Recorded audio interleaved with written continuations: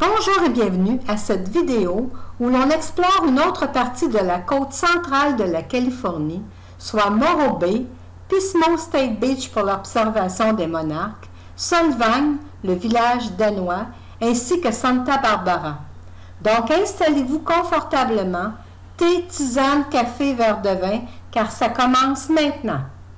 Dans la vidéo précédente, la route Highway 1 est fermée sur un tronçon menant plus au sud. On a donc décidé le lendemain de réserver un motel à Morro Bay, car l'exploration nécessite beaucoup de kilomètres à parcourir pour une seule journée. C'est un peu, disons, une escapade en voiture dans nos vacances. Étape 1, San Juan Bautista vers Morro Bay, 2h45, 150 000, soit 250 km. Promenade en ville.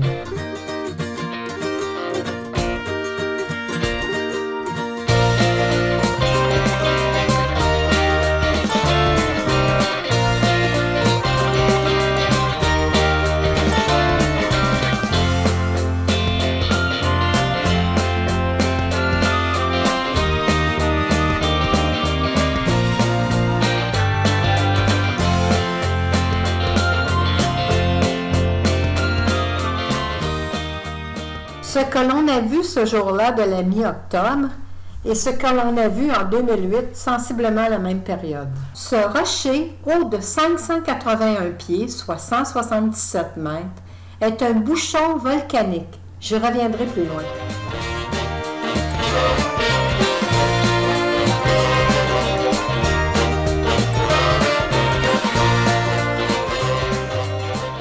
La publicité de l'hôtel mentionne vue sur Morro Rock. Sur le store de la chambre, c'est bien vrai.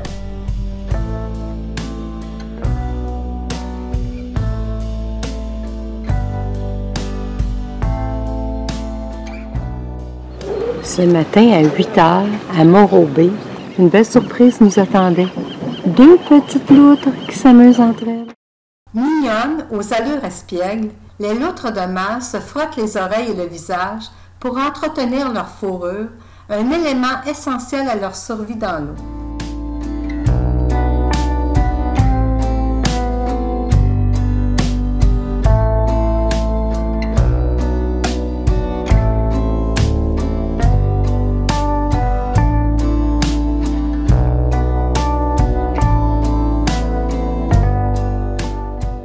Ce toilettage qu'elle effectue permet de chasser l'humidité et de répartir les huiles naturelles sécrétées par leur peau et de maintenir une couche d'air isolante, les gardant au chaud et au sec.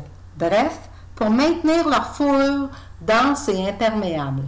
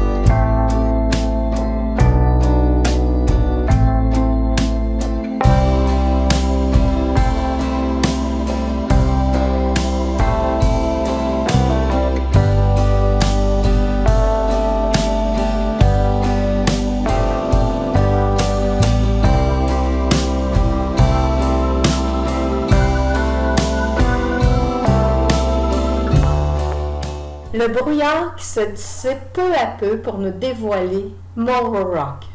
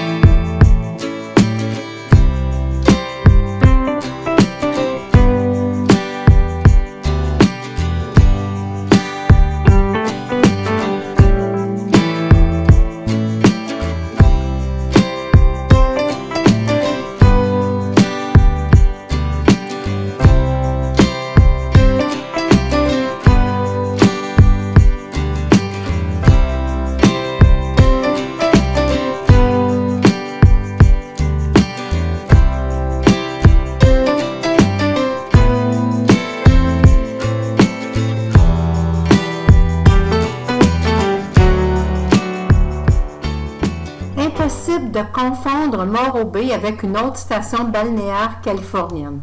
Juste à côté, un ancien et massif volcan s'élève à 175 mètres au-dessus de l'océan, le Morro Rock.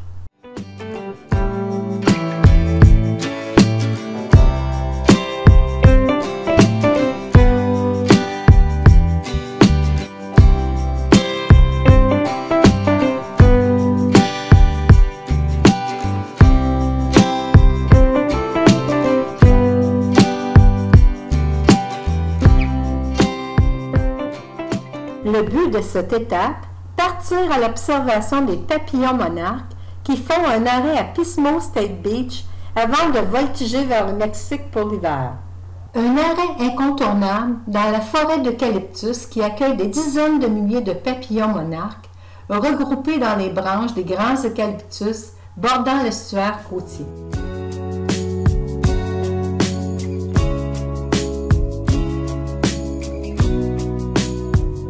Déçu, le kiosque d'accueil est fermé. On nous dit qu'il n'a pas commencé encore à arriver. Nous sommes en début d'octobre. Qu'importe, on est sur place, on fait le sentier. Un homme, muni d'une caméra à téléobjectif, me fait signe de regarder plus en haut. Je viens de consulter mes notes de voyage de notre conquête de l'Ouest en 2008-2009 et on y était venu le 26 octobre 2008. Voici ce qu'on y avait observé ce jour-là.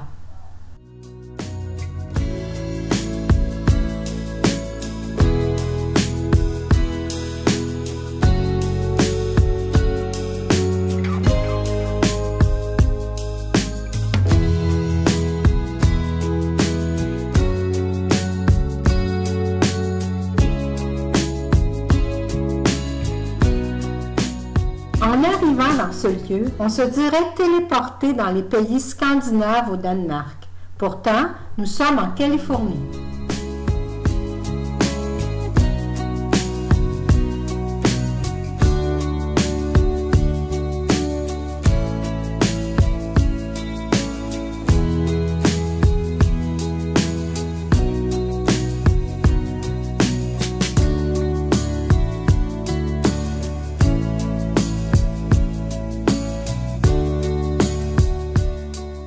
Documents en main, on est prêt pour l'exploration.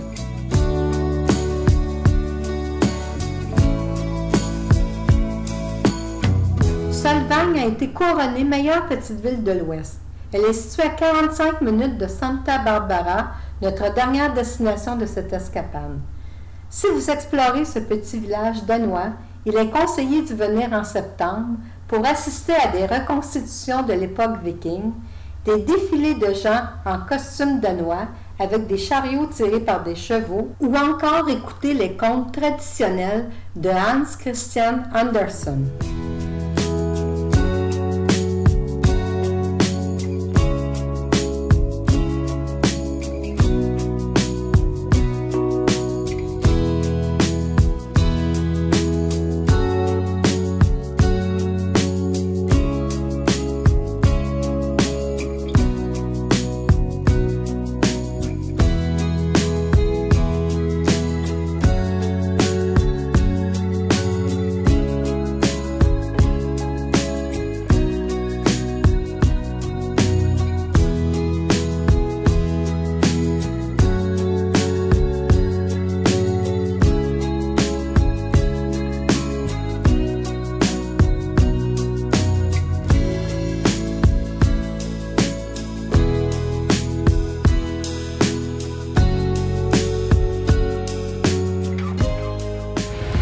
De Cage. Grande scène de pâtisserie, de commerce. On voit une petite animation des boulangers, des pâtissiers. On voit le fils, je présume, le père et le grand-père qui font à manger. Pendant ce temps-là, il y en a un qui ronfle.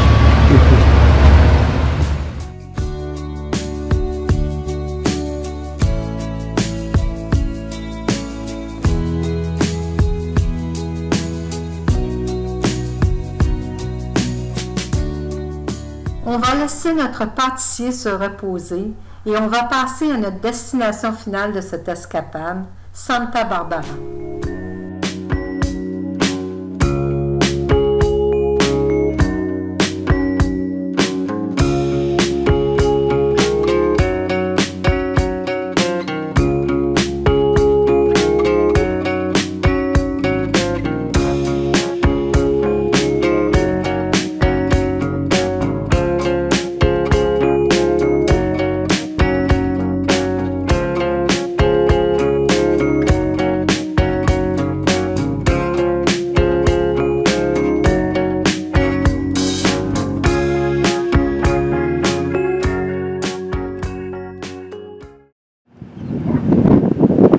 Comme dernier arrêt de nos 2 derniers jours, on est à Santa Barbara.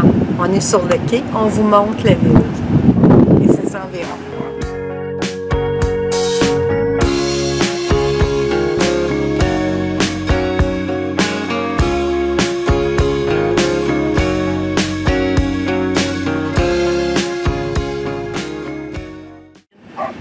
C'est là que Charlie Chaplin a parti son premier cinéma muet. Il vivait ici. Santa Barbara, située à 140 km au nord de Los Angeles, est connue pour être le lieu de villégiature privilégié de nombreuses personnalités de l'industrie cinématographique de Hollywood. Elle est aussi appelée la Riviera américaine.